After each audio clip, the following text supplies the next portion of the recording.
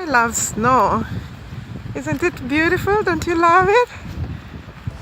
It is amazing.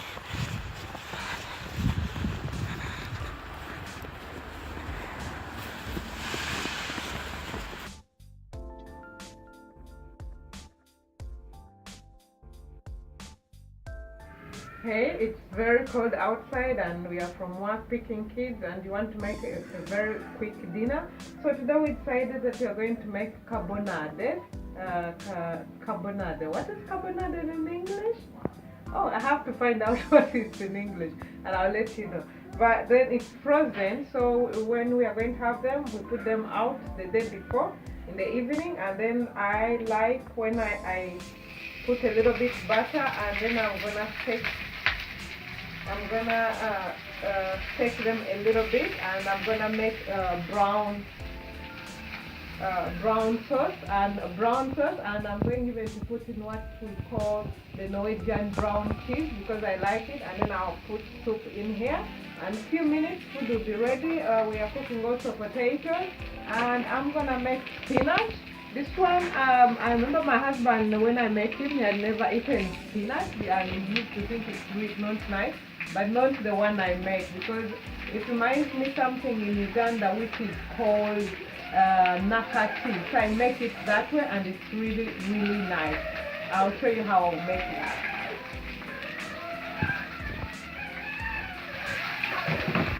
So, actually, I don't know what this one is called in English, but let me try to translate it. I think in America you call it something like beef pate, or it's like grounded meat or minced meat, and then there's some onions and pepper and salt, and then you make it's like a cake, but it's not meatball, but it's not. This one is flat. So we call it karbonader. There are some things I know in Norway, but I don't know them in other languages. So what we normally do, I steak them a little bit, and then I'm making my brown sauce here. And this one is really good, everything that has to do with the meat. So I'm gonna make it, and I put the famous Norwegian brown cheese, and then I'll put them together and I leave it for like 1 minute. And these ones I steak them on medium heat, and also this one I make it on medium and I reduce. And normally you can buy this one short kakele sauce in all stores, and normally they say that 1 pack like this you put 5, let me say, they say 5 deciliter. Yes, your sauce to be heavy, I normally don't put 5, I reduce a little bit and then I put like 4, something like that. And because we like we have a lot of soup and we normally make 2, we're a family of 4, so it will be more than enough. And potatoes, probably you realize that in Norway we use a lot of potatoes. That's my son as I'm cooking. For him, he's busy. Hey darling, busy enjoying his ride. He loves buses and cars and things. Actually, brown cheese, it's sweet. So you put pieces in the brown sauce. There's even another sauce we make only with the brown cheese. So I'm putting my pieces into my sauce, and then it's gonna melt and give that nice sweet aroma. It's really, really beautiful, and the taste in the mouth is really amazing. It's gorgeous. And I'm gonna put this one. I think now it has actually melted a little bit more.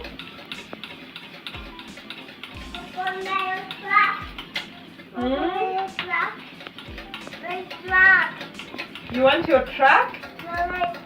Okay, let me come and give you your truck. Just a minute, let me first go to my son's truck.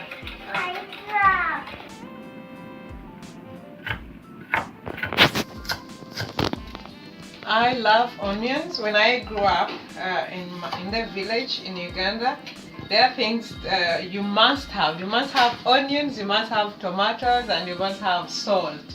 So I like onions, and in the winter when it's cold like this, it has some medicinal values to use some soup with onions. So I'm going to put a little bit of the onions in our sauce, and the rest I'll use it when I'm making the spinach. And now the brown cheese has melted and everything is ready, so I'm gonna put it here and into our karbonader, or I guess you already got a name for it. Try to find it on Google, but I didn't find a name for it. So it's typical Norwegian thing. It's not the same as kjøttboller or meatballs, and it's not the same as kjøttkake, which is meat cakes. So something else. So now I'm gonna leave it for like, I put it on 1 and for like 2 minutes, just to everything to marinate, the soup and the carbonara and my onions. And you can even put some black pepper, but we normally put for ourselves because maybe kids may not want it. And that one is ready. So it's always nice to leave the soup a little bit, few minutes before you serve it, because then it becomes more heavy gravy and that. So now I'm going to make the spinach.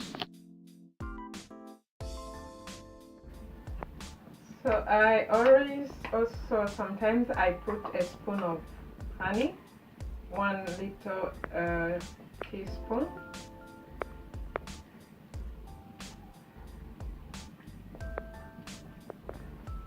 And now I'm going to make our spinach, and they are frozen. Sometimes I plant my own on the balcony, but they are frozen, so I make them in this state. But I start with olive oil.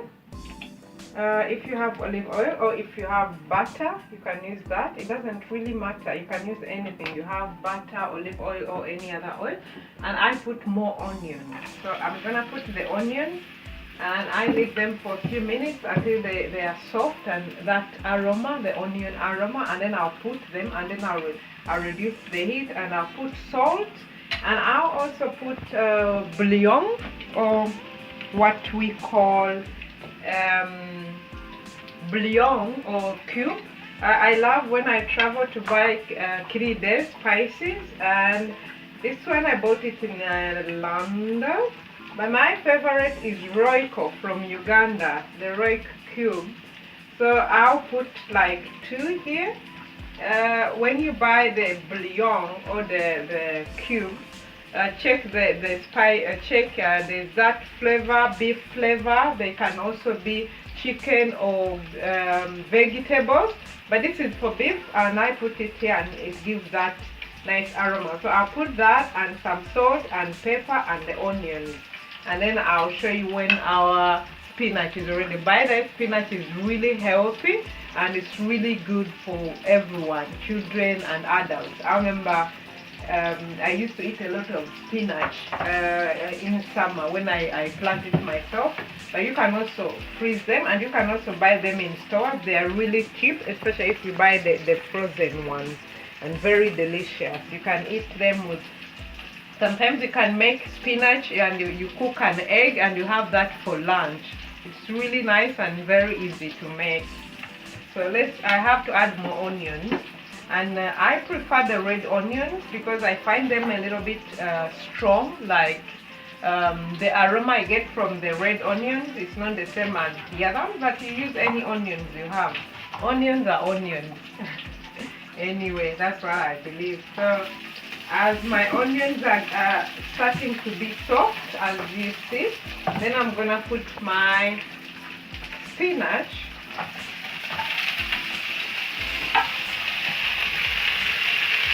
And when the spinach are soft, then I'll put the flavor. I'll put the cubes, the bouillon, and then salt and pepper.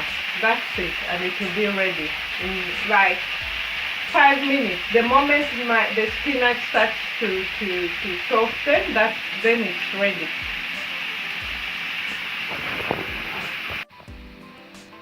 Normally the bouillon, I think I should put 1, because another thing you should be careful with is the salt.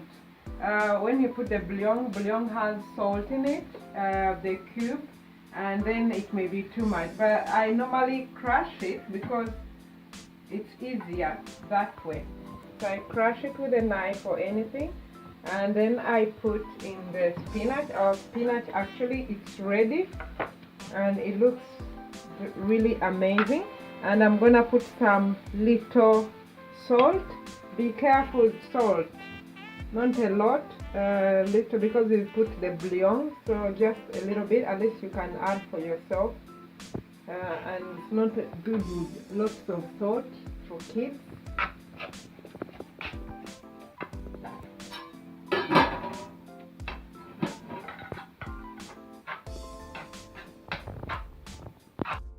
So our dinner is ready, our spinach is ready. It just looks amazing. You see, when I was growing up, my mom told me that you should always have greens aside. I thought that was a tradition in Uganda, that we always have greens aside. So this is, for those who live in Uganda, it's like nakati for me, but anyway, it's spinach. But I make it the same way we make nakati. And you should don't overcook spinach. It should be green. It should be green when it's actually ready. And it's really amazing. I love it. Yes, we are ready to eat our dinner. Thank you for watching Irene Bisasso Hoem Network. And if you are new to our channel, please subscribe, leave some tips. If there's anything you want me to talk about or to cook for you, Norwegian and maybe Uganda, let me know. Bye!